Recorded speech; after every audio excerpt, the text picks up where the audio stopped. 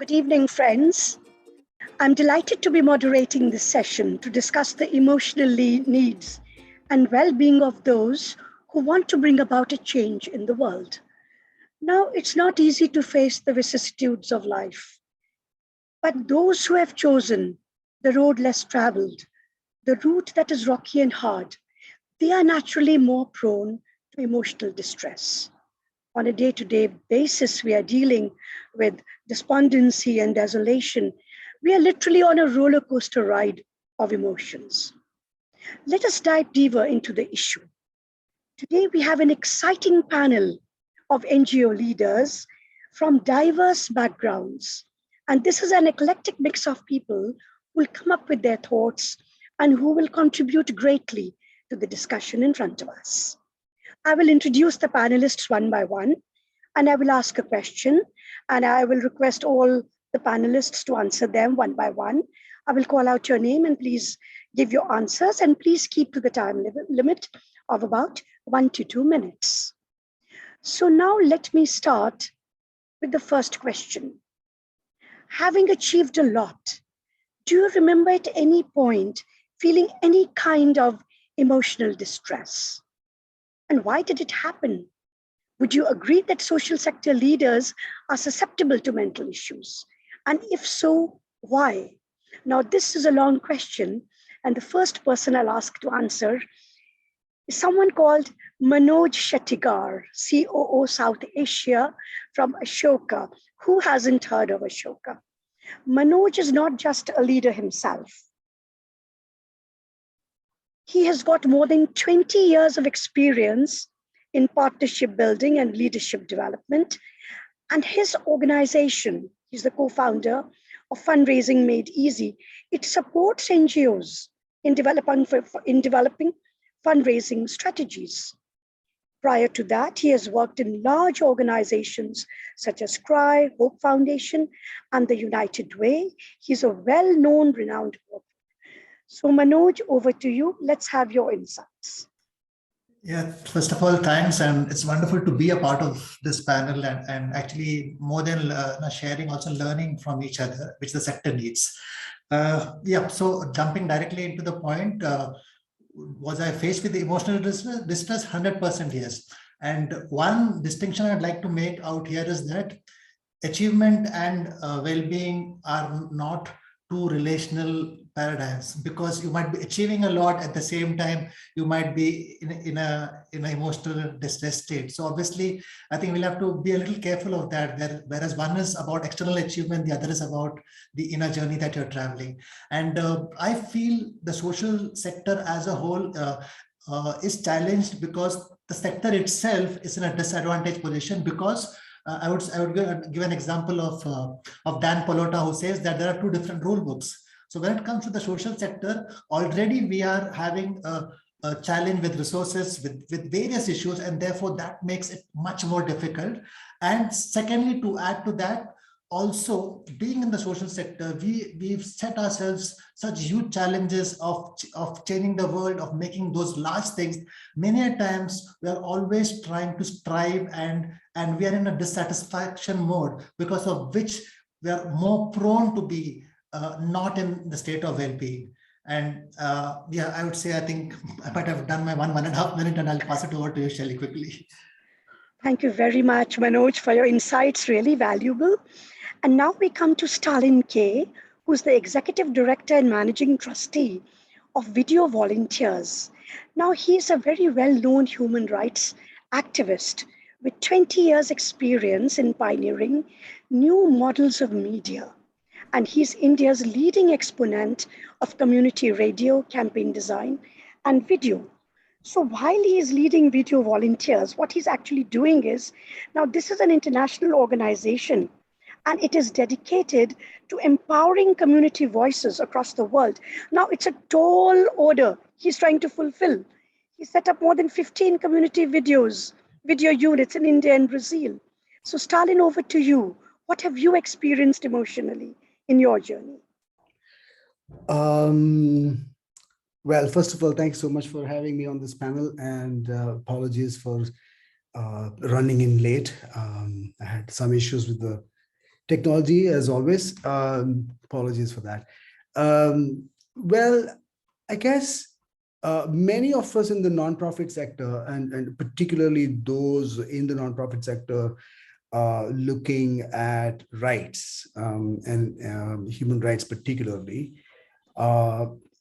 and organizations such as ourselves working with very vulnerable communities. The combination of working with vulnerable communities on issues of human rights, you can imagine and we document people's aspirations, their concerns, their rights violations, the conflicts they are going through, the disasters that they're going through, all of that. One is documenting using video. Now, that itself can lead to something similar to PTSD. Because, for example, our production team is day in and day out looking at stories coming from the ground that talk about people's issues. Oftentimes, the most common observation or feeling is that of hopelessness at times, because although our model is not just to document but also to resolve issues, there are lots of positives in the sense that lots of positive impulses for us to keep going. A lot of inspirational things that we are privileged to. However, on a day-to-day basis, we are dealing with real life crisis at the ground level with very vulnerable communities. On the other hand, our team, we have 250 people in the organization, and 200 of those work in districts and villages. And the model is such, our work ethos is such that our team is entirely comprised of very vulnerable communities as well. So we have, let's say, 56% women. We have a huge number of indigenous community members. We have a huge numbers of Dalit community members. They're already vulnerable themselves, right? So it's vulnerable communities documenting other vulnerable communities. So the emotional stress or the mental stress of sort of imbibing and listening in on these stories, often which we are not able to do much about, is quite challenging and takes a toll. And so to work with a professional mental health organization has been a long-standing desire for us. And when Manah came along, it was a good fit. And I think we have benefited a lot to have someone in the mix. As one of the founders of the organization and as a trainer in the mix, obviously people look up to you, right? For not just programmatic directions, but also issues at a personal level that one is facing. Moreover, video volunteers, if you talk to people within the video volunteers, we refer to the organization as a family, which means that heads of families are approached for all kinds of issues. So I have to not just talk about what strategies are working to achieve your targets, but also what's happening at your house. How's your husband reacting to your work? How's your neighbor sort of looking at you because you are going out on a scooter and late night coming back, and such issues that I can imagine when Orthodox communities, what they would be commenting on. So it is a roller coaster ride from a mental health point of view. Very true. I would not say it is all down. It's lots of ups and lots of downs. Absolutely. I think that is the message here, right, that there are lots of ups and lots of downs, and one has to cope with everything, the good days and the bad days. Right. So now I introduce our next panelist, Prathana Cole, who is the co-founder of GiftAbled. They are supporting livelihood of thousands of people with disability across India through supply chain diversity and other projects. Prior to GiftAbled. Prathana was in the corporate sector, working with IBM, with iVolunteer, and she is a motivational trainer known for her very high energy keynotes. She has been a consultant in the space of disability inclusion, which is, I think, the need of the hour, because that is where we have to be today. Over to you, Prathana. Thank you, Dr. Shelly, and it's a pleasure being here. As in, I'll just add to what Manoj and Stalin said. Yeah, in social sector also what happens is we just keep going without even realizing, right? Karte jao, and then at one point you get exhausted and you don't even realize. Because for us at the end it is, oh my God, there is still a lot more to do. And at some point it is that helplessness, especially when you called out like what was one emotional distress. I could suddenly remember of the pandemic phase where night 2 o'clock, 3 o'clock, we are getting calls saying ambulance is required. Where do I go? No places are available in the hospital. And by the time we are a bunch of volunteers who are trying to get ambulance and we are arranging for ambulance, and then we get to hear the person is no more. And that was the time where you felt like, it was completely full of distress. Like, you can't do much about it. At one end, that is happening. At other end, you're working with people with disabilities where leave aside the job, the education part of it over there. People were worrying about like, this time is so bad that can you just arrange some food for us? At that moment, food was the requirement, right? So I think, yeah, lot of ups and downs, lot of emotional moment.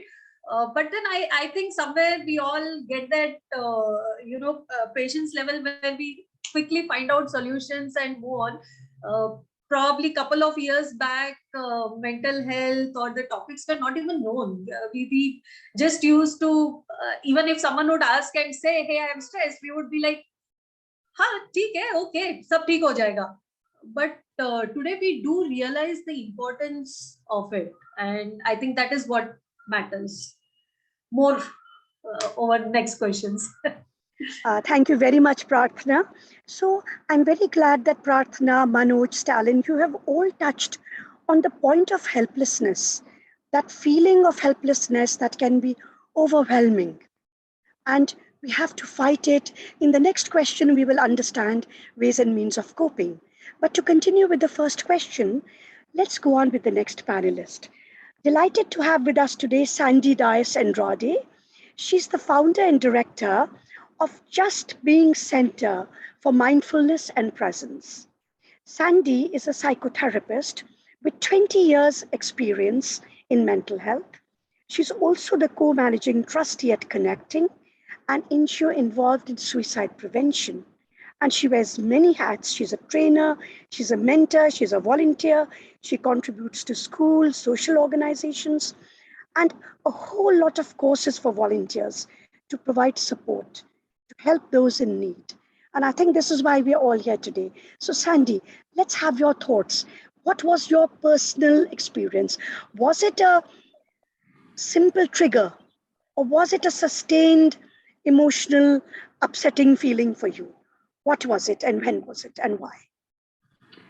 So I think being involved in the field of, helping, supporting others, there have been many moments, like many of our panelists are describing, many moments of overwhelm.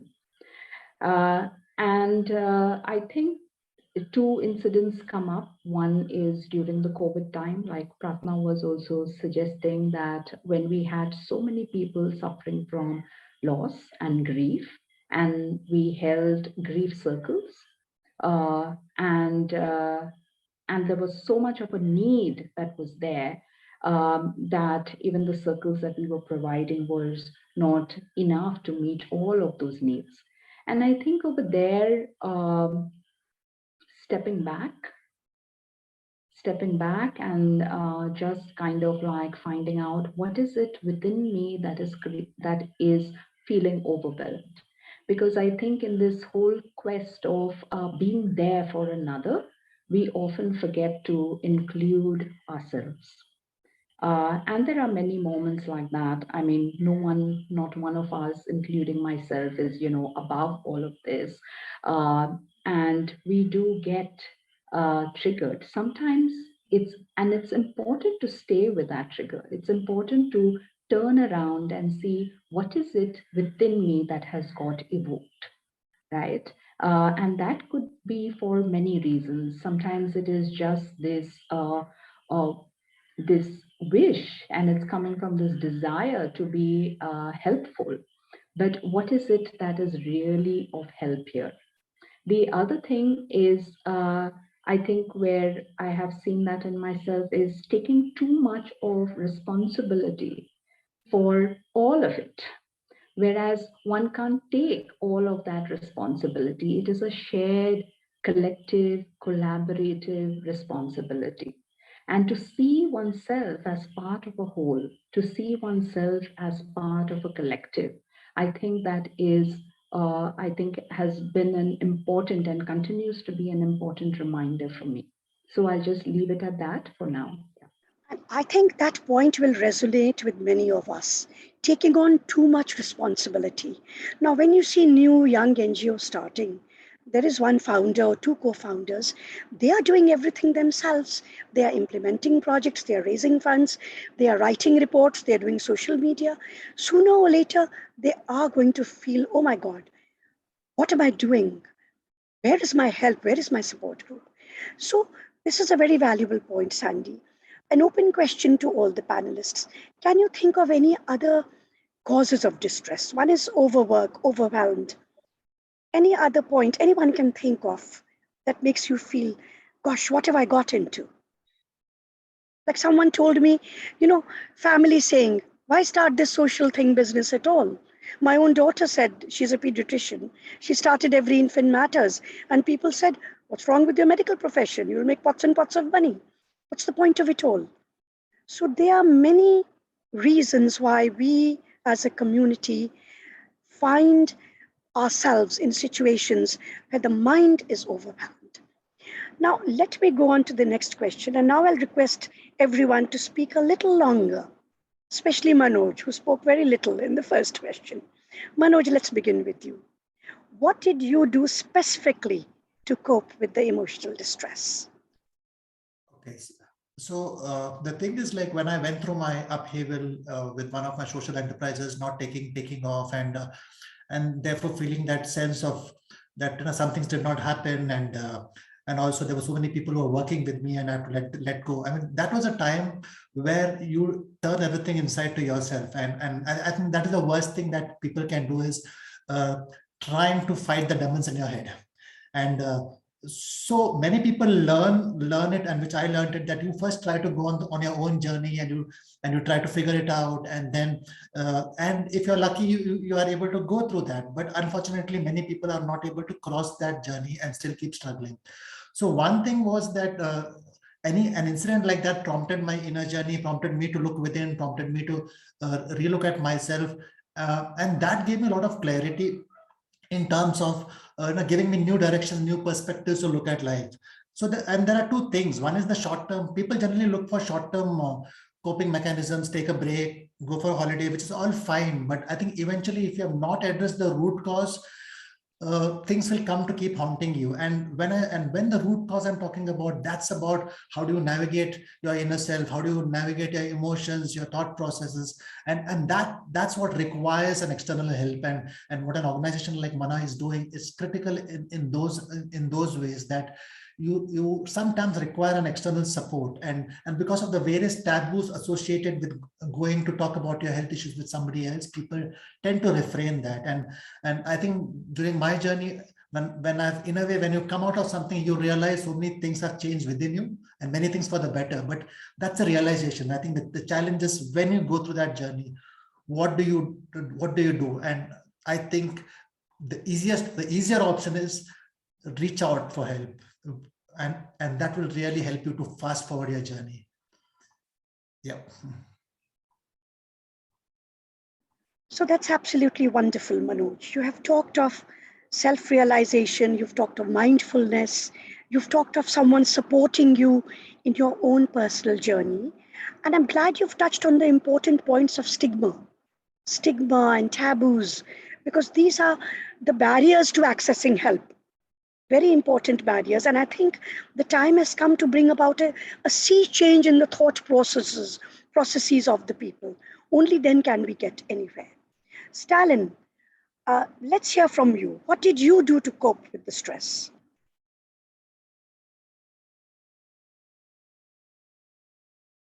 You are muted, Stalin. Yeah. At a personal level, many things, I guess. Besides seeking formal help from counselors, and I've had a bunch of counseling for various reasons. I do yoga. I do my cycling. I love cycling, so I go for long distance cycling, which is my way of meditating. I used to jog quite a bit, run quite a bit, but I've injured my knee in the past several years, so I've turned to cycling. And my favorite thing to do to de-stress myself, this might sound counterintuitive, is to go back to the field. Now, in the field, you have actually more triggers for disturbance. But what I get inspired with is when you posit your troubles with the lives of those who are so much more underprivileged than you are, you get a perspective. And my way of dealing with my personal stresses has always been sort of try to soar above your own and then see what's happening. So basically giving a context to your troubles. I'm grounded in thoughts like J. Krishnamurti and Immanuel Kant and Heidegger and those kind of philosophies.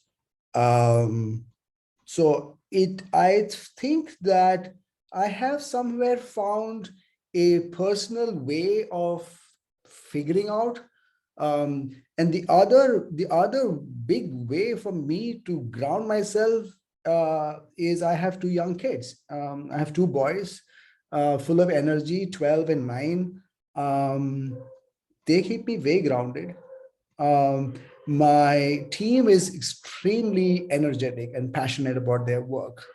So that keeps you grounded. What I'm trying to say is that although there are several signals of feeling hope or hopelessness or fatigue, there are more indicators for inspirations also in the work. I sleep, irrespective of the day-to-day stresses, I sleep well.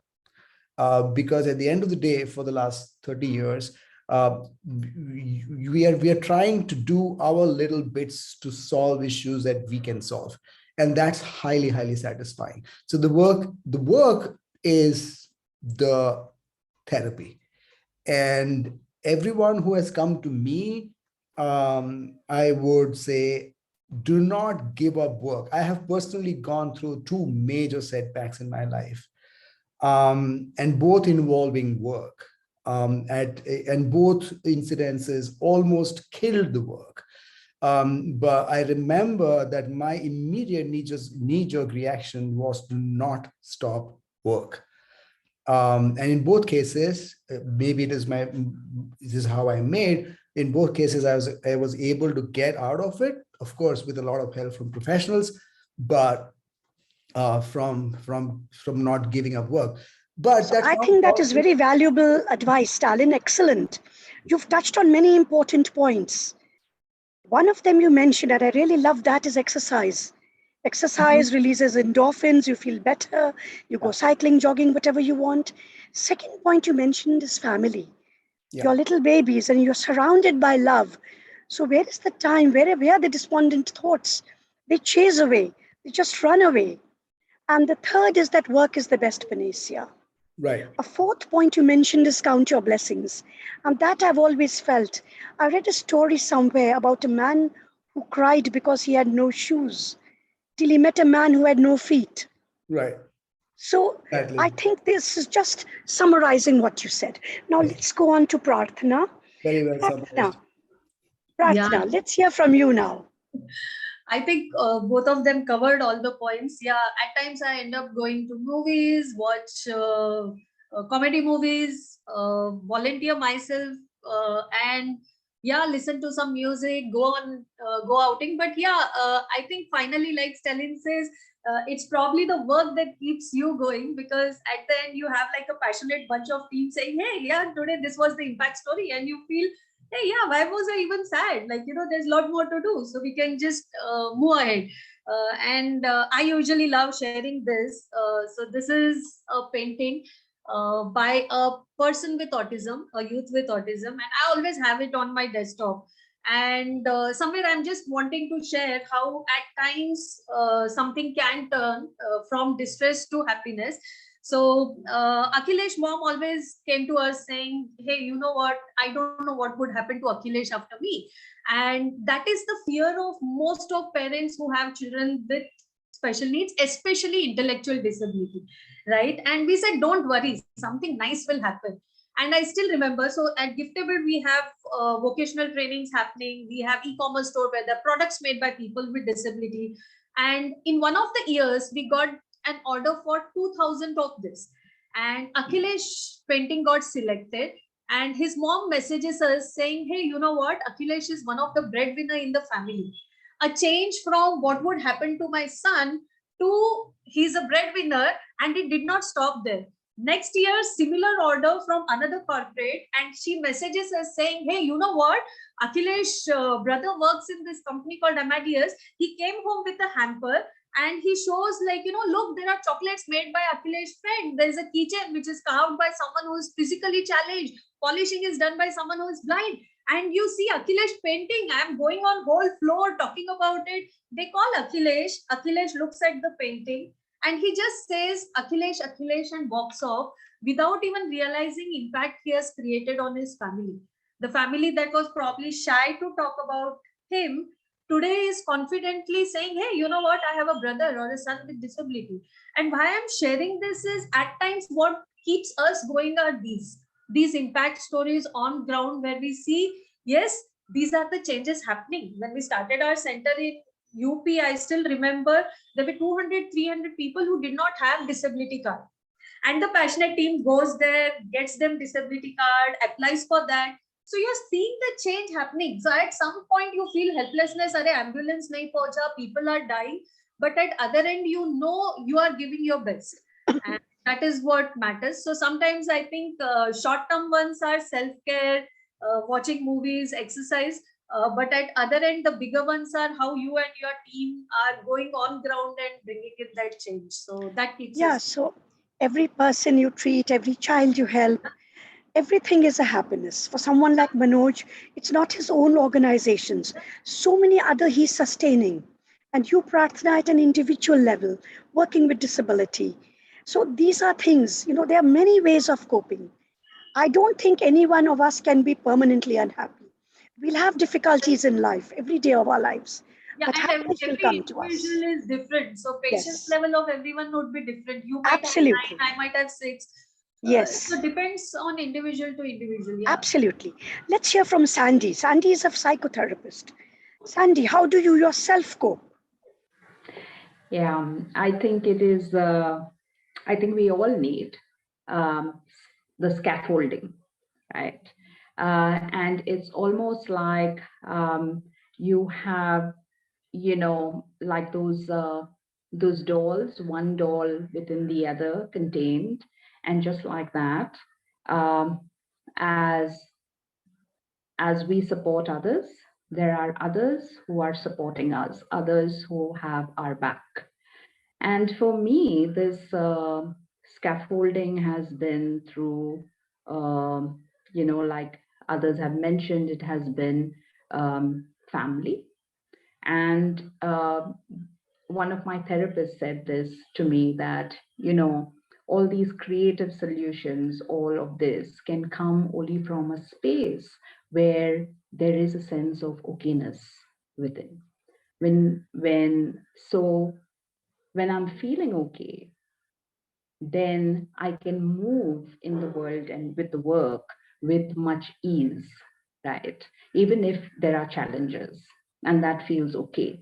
So for me, primarily, it is about how do I touch into the space of what I call presence, or the space where there is a sense of okayness, irrespective of whatever is going on. So one thing is my relationships, my close relationships, my partner, my children. The other thing is my regular sessions that I have as supportive sessions with my own therapist. And I'm sure she has sessions with her therapist, so that's the kind of scaffolding. And even in the work, like for example, at Connecting, which is this NGO that works in suicide prevention, the work is done by volunteers, and the volunteers also receive a listening ear. So as they are listening to others in distress, they too receive a listening ear, and that is made available. And I think this kind of holding, a holding within a holding within a holding, is what sustains. And of course, for me, it is a regular meditation practice, but it is different things that work for different people. But that sustains me, that reminds me, or it helps me to recognize the space within me that is really okay at a fundamental level. Thank you very much, Sandy. This is so useful. You've touched upon the role of family that is so important. There was a research article in the Lancet and another in the British Medical Journal, and they said that men who are married tend to live longer than men who are unmarried because there's a wife to take care of them.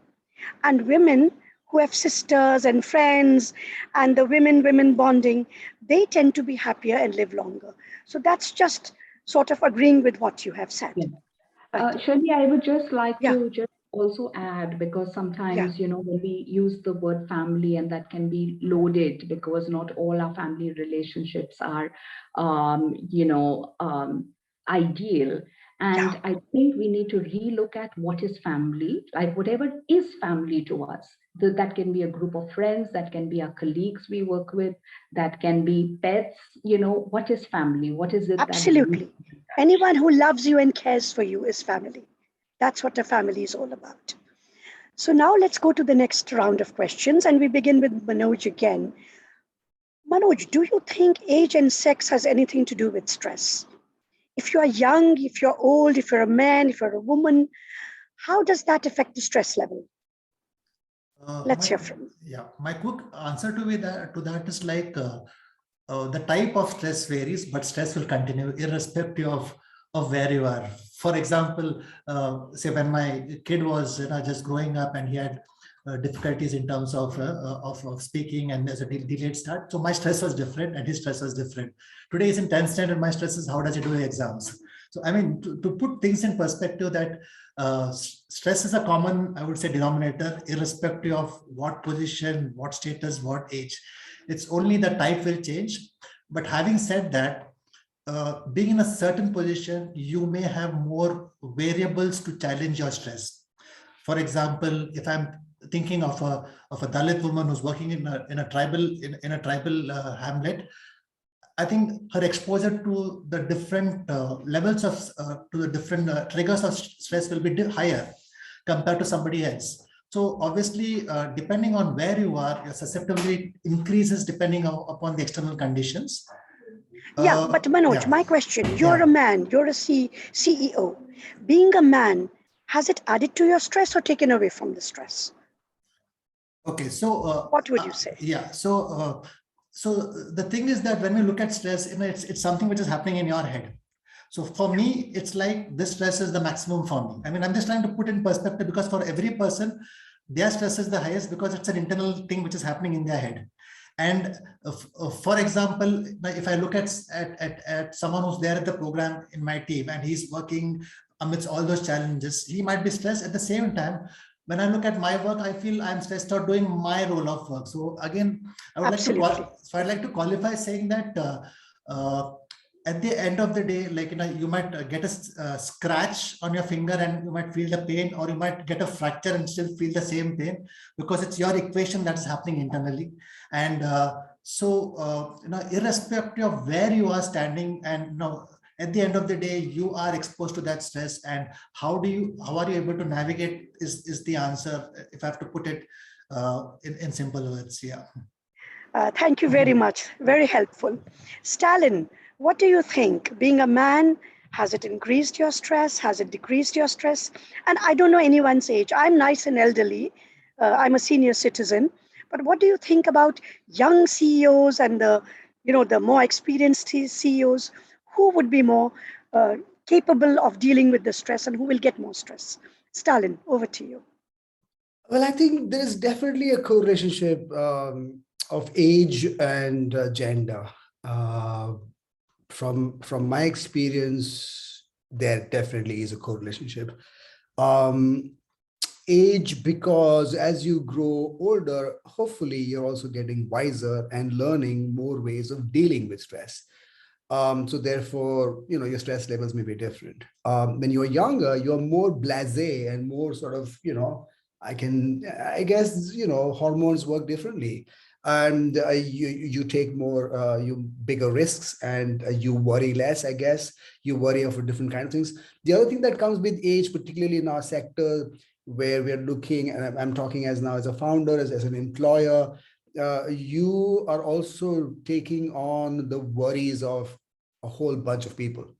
So that increases with age, right? I guess as you grow older, I mean, imagine a man who has to take care, like, for example, the more I'm growing up in age, I have to also worry about my aging mother, which was not the case for a long time. I have to worry about my sister, who's also sort of slightly older to me, but she will soon need my support in various ways. So that changes with age. Gender for sure works in extremely different ways. A lot of my female colleagues feel the pressure, not just from the communities they work in, but the families. Women do not get the support they deserve and they're entitled to in our society generally, and the more orthodox society, that is higher, and that's a lot of stress. They have to still they're still burdened with 3 levels of work. They have to work for the house, they have to work for the office, they have to work for the community. So the expectations are very, very high. So that leads to a lot of stress.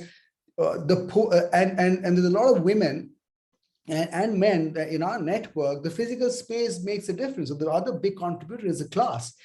For instance, if I had to do a counseling session, I have enough space in my house to find a corner where I can be by myself and talk to my counselor. A lot of the people that we work with do not have that physical space for sitting by themselves. They absolutely do not have. Plus the added issue of not having enough internet connections, and everything is online today, etc., etc.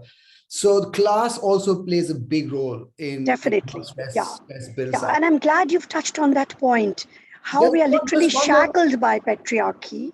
And I was thinking, one more thing that I didn't want to miss is the what I have observed in the last 30 years is my immediate colleagues. I'm talking about my female colleagues. A lot of the people in the human rights field and in development sector, women particularly, because of the work and because of their self-awareness, they are not settling for compromises. And so we have comparatively more unmarried women in our office than unmarried men, and that's an indication that they are not willing to compromise with highly orthodox men that come across in their lives, and that leads to another kind of stress. Okay, so let's hear from the ladies now. Prarthana and then Sandy. What is your take on this question, and what are your comments on what Manoj and Stalin have said? Prarthana, let's begin with you. Yeah, I think whether we want to accept or no, yes, there are certain gender discrimination. At the same time, our body, hormonal changes, We feel weaker at times. As a woman, also, we need to remember that I'm not just playing the role of a CEO. At one end, I'm playing the role of a founder, CEO, but also there are other multi-role I need to keep in mind, whether it is family, friends, siblings, right? So how do I balance between all of those? At the same time, we always need to remember that, yeah, there are a lot of told and untold expectations. So how do you work on those? So yeah, I think it is at the end remembering all of these and balancing it out. At time I end up writing love letter to myself, so that helps.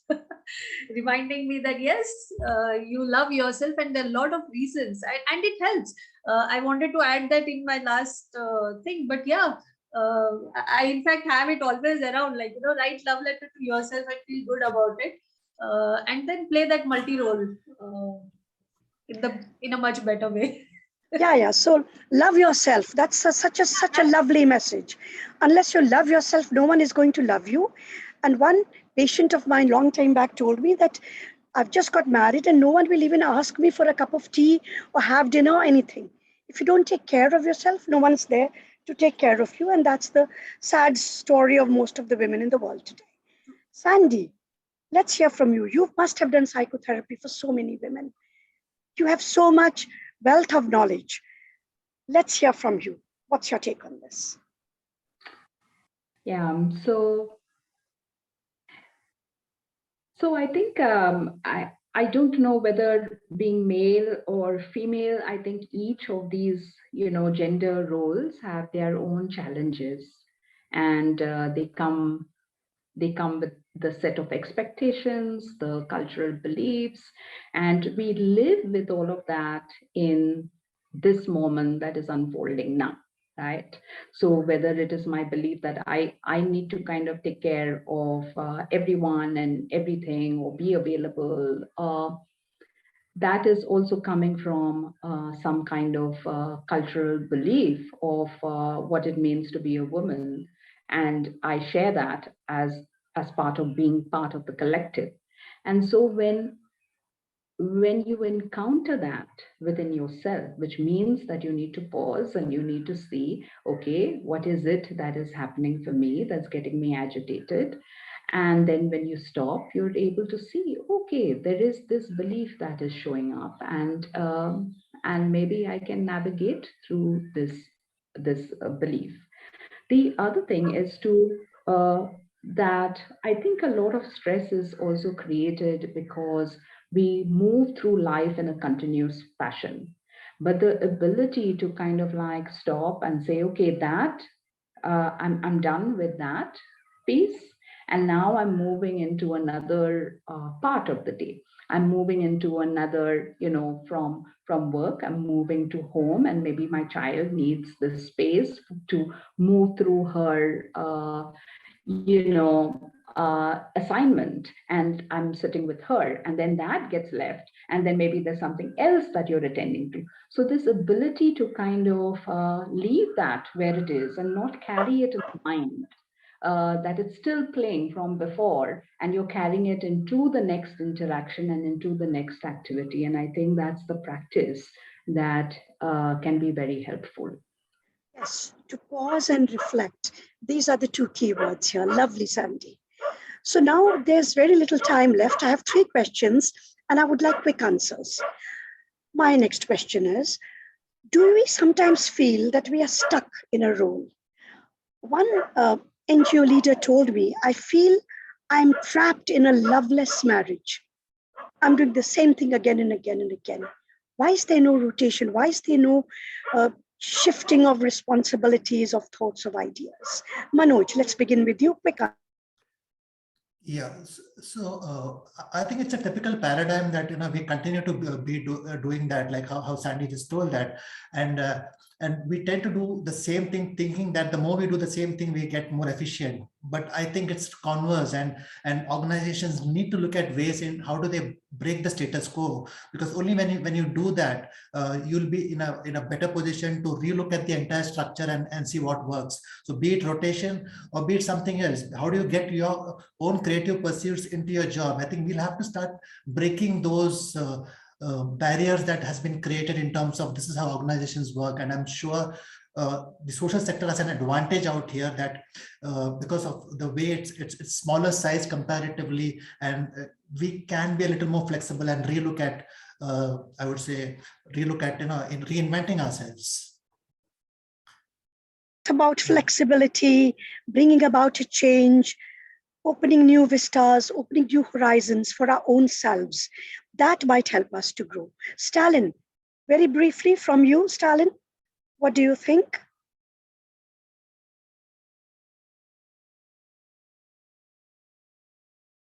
You're on mute.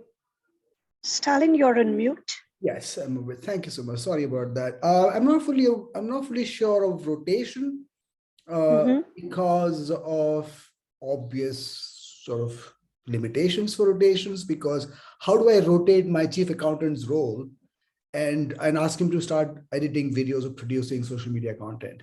So it has its limitations. So how much can you rotate? However, what we have tried to do is reset. How do you press the reset button? And one way to do reset is play. We are a training organization, so we have a lot of theater-based games that we have developed, and we often sort of do that amongst ourselves, keep ourselves young by playing games. That helps to hit the reset button. Right. What about you, Prarthana? What do you have to say to this? Is it really possible, Prarthana? Is it really possible to change roles? Like Stalin says, you can't make an accountant do something else, like very specific. The people working on field versus people working in office is completely different. The stress levels are different. If there's a physiotherapist versus an occupational therapist who is seeing a child and working on therapies versus an accountant or your marketing team, it's completely different. Having said that, as part of social sector overall, I think we still need to formalize. Although we have tried our best, but still a little long way to go. I think we are yet to formalize. We are yet to build that foundation which is strong. We are trying our best to balance between professionalism, but yeah, a little way to go. Yeah. So basically, what I think everyone is saying is that someone who's highly qualified, someone who's a professional, cannot leave this and do that. Yeah. At the same time, I'm from the medical profession, and a cardiac surgeon cannot operate a fracture neck femur. That goes without saying. Even in the medical profession, there are people who are sitting in the consultant's lounge and reading Kabir ke dohe from morning till night, or playing carom from morning till night. So some kind of flexibility, they'll go to camps. Now there's a friend of mine who's left his highly paid job in the US and he's working in Uttarakhand in a primary healthcare clinic. So a highly paid job as a highly qualified neurosurgeon is now doing primary care, seeing day-to-day practice, because he says this is so rewarding. Let's hear from Sandy first before we go further with the discussion. Sandy, over to you.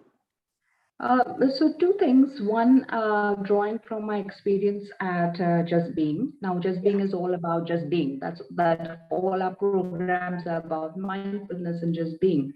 And so the back end work that is done, you get into too much of doing, right? All the coordinators and, everyone who's supporting all of the programs. And we reflected on this in terms of how can the doing also come from the sense of being and from the sense of ease. So not making a demarcation in these roles became important to us. At connecting also, since it is mental health, since it is suicide prevention, it's the people who are supporting the programs also need to be aware of what is the program, because that is then the essence that is got into the organization. What we are trying to do and attempting to do is the listening that we offer to the external world. Can we bring that listening into the organization so it doesn't become, there is something else happening internally, and there is something that is offered externally. How can it really come from the same space, irrespective of role, is, I think, the question that we are kind of like looking at. Yeah, that's excellent, because when you think of the workforce, you think of your team, they're working with us, and there are many people who feel they might do a very good job in a particular situation, who might want to try, and giving them that flexibility that though you may be an accountant, okay, you would like to do this, let's see how you do it, and let's see how good you are at it. And if it doesn't work, you go back. So I think it is all about maintaining flexibility. So we keep to our core values of professionalism and maintain flexibility at the same time. My last question is, what should we do in the next 1 year? We are thinking of emotional needs, mental health needs. We are thinking of the people who work for us. We are thinking of diversity and inclusion. So what are the top 3 things that come to mind? My last question, over to Manoj. Yeah, so quickly, I would say the number one thing is creating awareness on this issue itself, and platforms like what Manah is doing right now, that that well-being is an integral part of you and your work also. And I think creating more awareness on various platforms like this is critical for people to realize that this is not something which can be kept under the carpet. The second thing I would feel is the leaders, because what happens is that eventually our organizations are in a way a reflection of us.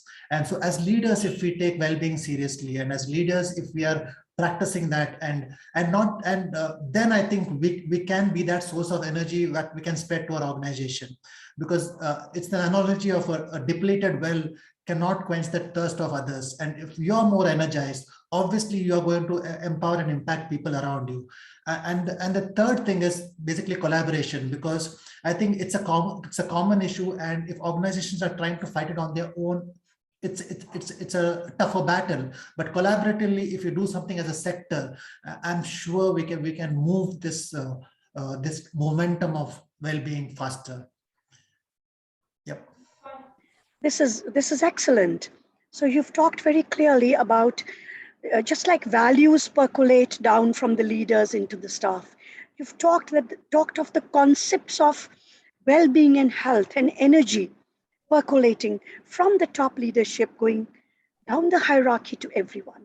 That's a wonderful message. And of course, partnerships and platforms will all work for us. Stalin, let's hear from you now. Oh my goodness. What should we do in the next 1 year? A lot.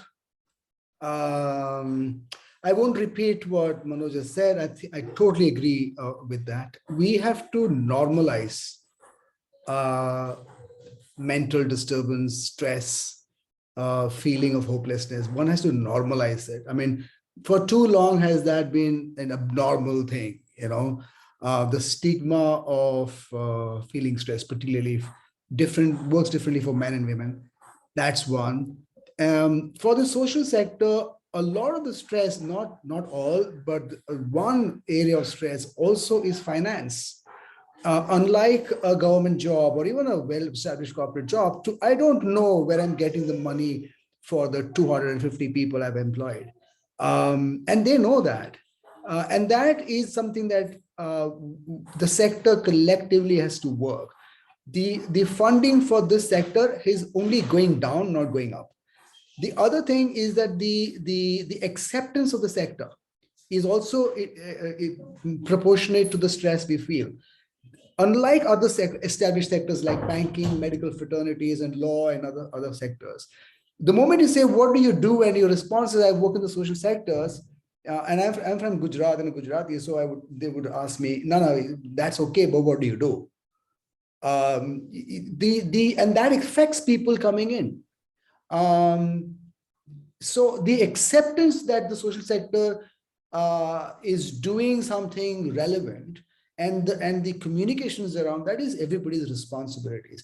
You don't have any character in children's textbooks that's to do with social work or to do with human rights workers. I mean, we read about Ambedkar and Bhagat Singh. For me, they are human rights advocates. But we don't we don't teach that as a sector. There's a lot of work to be done to normalize things from a very, very various perspectives here. Yeah, I love that word normalize. You've really hit the nail on the head. And the second thing you mentioned, very important, was really about funding. Something that the world has to know these people are doing a good job and they need support. Someone told me running an NGO is running a business where there is no revenue generated. No. So how do you pay your staff? How do you Right. pay the electricity bills? How do you buy the protein packets you are distributing to malnourished women? So many points you've come up with. Thank you very much. Prarthana, let's hear from you. Yeah, and just to add, I think we should have one chapter in the school on mental health, and that's very important. Next 1 year, just keep talking more about mental health. Make it part of, whether it is mental health or emotional well-being. Let it be part of well-being. At the same time, many of the corporates do have, one-on-one counseling for team members if they are going through distress. So why not social sector team members have it? If you find someone who is going through hardship, we should have a wing where employees of social sector, leaders of social sector, also take it as in a positive way, saying like, yeah, I also need counseling. You might find team members who are going through hard times, be with them, just go out or give them a break, saying, hey, it's okay, don't have that guilt, just go relax, spend some good time and come back recharge. So I think very important is just not ignoring the mental health state of someone. So that's very important. So taking care of the workforce is very important. Exactly. And we must remember that because of COVID, when people from the corporates have lost their jobs and businesses have shut down, how will the NGOs sustain themselves? Yeah. And what will the people do who are employed? So these are the challenges we are facing. Last speaker for the day, last few comments from Sandy. Yeah, nothing much to add except that, like this conversation that we are having, more spaces like this where we can come together, share, listen to each other, learn from each other, collaborate around mental health, around well-being, around supporting ourselves and who we are. The other thing is to keep the focus, while the focus is on the work, to also keep the focus on who is this person who is doing the work. And that needs the nurturance. You have to nurture this person who is doing the work, So it's not just about creating mental health awareness. It is really about care coming in and coming in within the organization, which can be done in many ways. One thing that comes to mind is maybe having some listening circles where people can gather together, look at things together, and share this common humanity, come into this space of, yes, we are all together in this and we don't have to be alone.